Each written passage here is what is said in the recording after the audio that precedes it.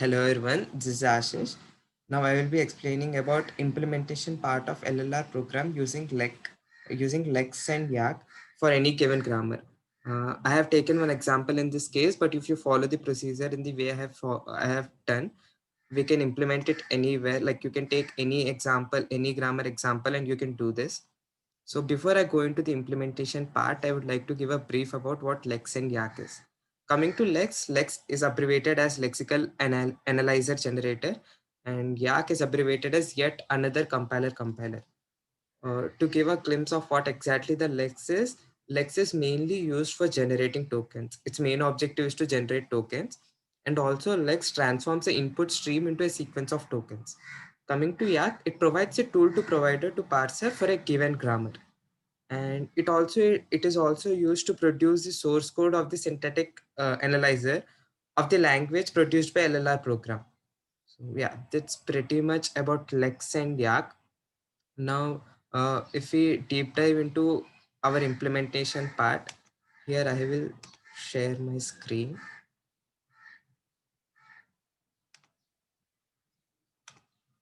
Yeah, if you can see here, here is the question. Like we are seeing into this, we are looking into this grammar. We are looking into this grammar part.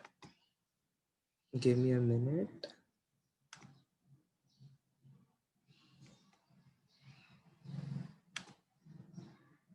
I will share my screen again. So yeah, we are looking into this grammar part. Uh, so in this case, if you look, all we are having only one non-terminal here in this grammar which we have taken. We are having only one non-terminal here, which is E. Apart from that, all other things which are on the right hand side can be considered as terminals, like all the plus, minus, into, division, and number part, brackets part, and negative part. They all can be considered as terminal part, a terminal figures. We can consider them, and all arithmetic operations like plus, minus, into, division, and that bracket part and number, even number is also, all these parts are also considered as tokens. So we can take them as tokens. But one thing we have to remember here is all the arithmetic operations don't need any regular expression for any expansion. But for number, we can't directly give a generalized term as number. We need a regular expression for number. So this is one thing that we have to keep in mind. And also one more thing is both Lex and Yak work hand in hand. They can work parallelly also. Like we can use source code of Lex for the implementation part of Yak, and we can use a source code of Yak for the implementation part of Lex. We can run them parallelly. We can use their source codes. So this pretty much about the question. So as I said, plus, minus, into, division, and these are the tokens, and the number need a regular expression, which we have to keep in mind. And apart from that, yeah, this is the terminal part. This E side is the terminal part, and all other things that are on the right side are the sorry, this E part is the non-terminal part, and all the other things that are on the right hand side are the terminal things. So now and before, for the implementation part, we need two codes. One part is the Lexer part, and another part is the parser part. Now I would explain about Lexer code. Yeah, this is the Lexer code. What we exactly do here is, if we can see, initially we defined with some basic hash include thing and basic operations, and this two dot tab dot h will take care of the implementation, and it will provoke the Lexer part. So this will take care of that. And coming to this part, this is the main part of this function. What it exactly do is, if we see 0 plus, this defines the number of tokens. Like it defines the it defines the integer, not integer part. It defines the number, the exact number. It will take from 0 to 9 plus. So this, it defines about the number. And coming to this part, if you can see here, number which is defined, the number is the name of a token. It is not the integer number which we consider in our numerical arithmetic part. This is the name of a token, that is number. So that we have to keep in mind as of now. And this if we can see, it is like, we generally know that YY text, whenever we take, it will take it as a string. So to convert it to into integer part, it to numerical part, we are using this like we are using a toy function, which will, it is a part of C program, as we all know. So this will convert the string part into the numerical part, and we are storing it in the YYL value part. So yeah, this will take care of that, and this \t will remove all the unnecessary tabs that are there in the program, and this will terminate, this \n will terminate whenever there is new line. So we are returning 0, and it will store bit by bit. Like if there are more than more bits, then it will take its time, so it will return whatever is stored here.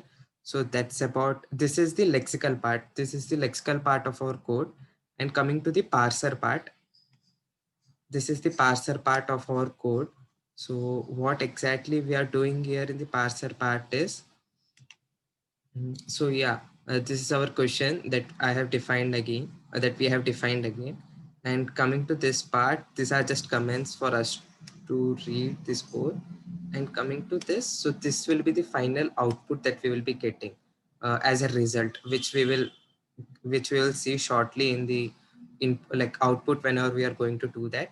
And this S is the terminal part, a non-terminal part, and E is the terminal part. Similarly, it applies down also.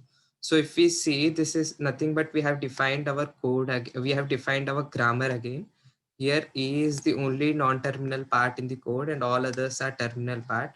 If you look at it, look at the first line, there are three divisions here. There are three different not grammar, three different, what we can say, in different individual entities are there. One is E, and another one is E, and another one is plus. So we one thing that syntax demands in this LLR program is that we have to keep all the arithmetic operations and tokens in between the commas, so semicolons. So we will be keeping it, that plus or is an token, and it's also is also an arithmetic operation, right? So we will be keeping it in semicolons. And if you're wondering what these dollar symbols are for, they are like, these dollars are the attributes for the whatever attributes for the part that is on the left hand side. For example, if like this dollar symbol represents E, the non-terminal E, and this $1 symbol represent the first entity here. As everything that is there in the left hand side needs it need to be stored in an attribute. So this part is an attribute for that. And yeah, this $2 are E part of this program, this non-terminal E, and this $1 is the terminal part of terminal E, and plus is at as it is, and this E is $3. So this plus, if we observe, there is no $2 in this, because this this plus is the second entity, and it is $2 is the second attribute for this plus. So the plus has a attribute of 2. So instead of we taking the $2 here, we are directly taking the plus whatever it was there. So similarly, it applies in remaining part of this code also. If we observe here, so again it is the $dollar is defined same, which is the non-terminal part, which is same for all the 3 4 line, all the 4 lines here, because we are having only one non-terminal part for the whole grammar which we define. And it's again $1 is given is this part, this terminal part of the code, and $3 is this terminal part, and the arithmetic operation remains the same. So same for the third line and same for the fourth line also. And yeah, it is the same for all. Here again, if we see in this case, there is only one non-term, only one terminal part here. So we have taken $, which is non-terminal part, as one thing. That is one thing. And after that, we have defined, yeah, same applies here also. If we see, we know that brackets are also tokens, so they also need to be kept in semicolon based on the syntax that demands in the LLR program, like demands in the parser part. So that's why we are keeping this bracket in semicolons, this part also. And here comes the main part, and this YY parts is the main thing that provokes this whole program to function. It will execute this. So YY parse is used for that, and this error part will look into if there are any errors, and it will notify us accordingly. So that's about the code part. Now, if we look into the output that need to be already I have done it once, but I will explain it again step by step.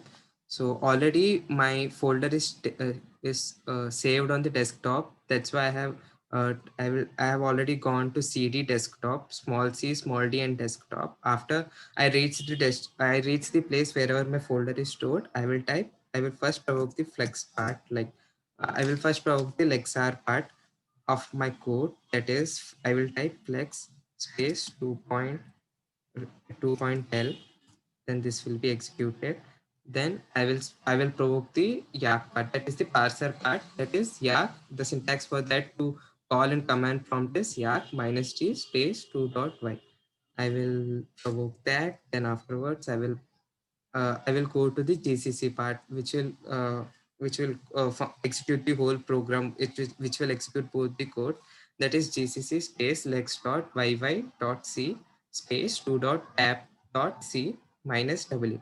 So this is, yeah. I think here I have to type it 2.app dot c dash w. My bad, it's not minus w. Then I will execute this. Then yeah, it got executed. Then I will type a. Then I will define some random thing, some arithmetic operation randomly. 40 into 1 I will take plus 59 minus 99, then it resulted 0. If you want to check, then 40, that according to BODMAS, we will start with bracket. There is no bracket in this code. There is no off, like there is no bracket off. So there is no division also. So we will next move to multiplication. So there is multiplication, that is 40 into 1. So 40 into 1 is 40. Then after that we'll move to addition. 40 plus 59, that is 99.